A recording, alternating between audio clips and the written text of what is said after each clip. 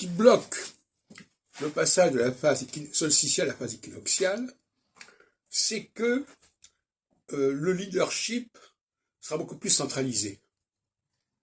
Il faut bien comprendre que lorsqu'on multiplie le nombre d'entités, ça multiplie le nombre de petits chefs, le nombre de structures, le nombre de fonctionnaires. Et inversement, lorsque l'on abolit, qu'on évacue toutes ces catégories, eh bien, on a besoin de beaucoup moins de chefs. Le chef équinoxial est quelqu'un qui a une autre dimension que le chef solsticial.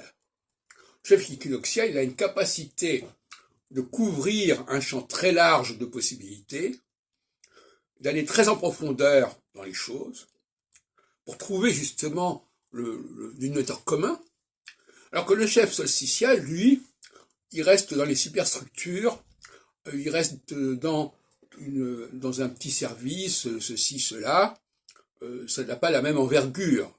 Hein. On peut imaginer par exemple que lorsque l'Afrique française s'est déstructurée, ça a donné la possibilité à un grand nombre de chefs de se mettre de se présenter, ça va de soi.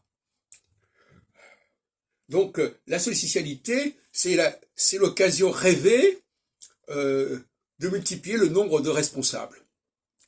Hein, et le nombre de fonctionnaires aussi, puisque ça fait tout un ensemble de structures d'ambassadeurs, etc., pour tel et tel pays, etc.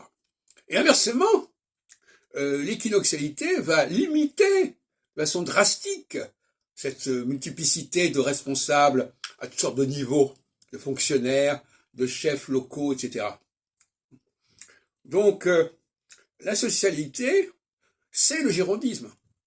La socialité, chère à notre ami Michel Onfray, c'est la multiplication à l'infini des postes de responsabilité. Hein, le cloisonnement favorise l'émergence de responsables. Le décloisonnement va à l'encontre de cette émergence et va faire décroître le nombre de responsables. Ça, c'est une loi fondamentale.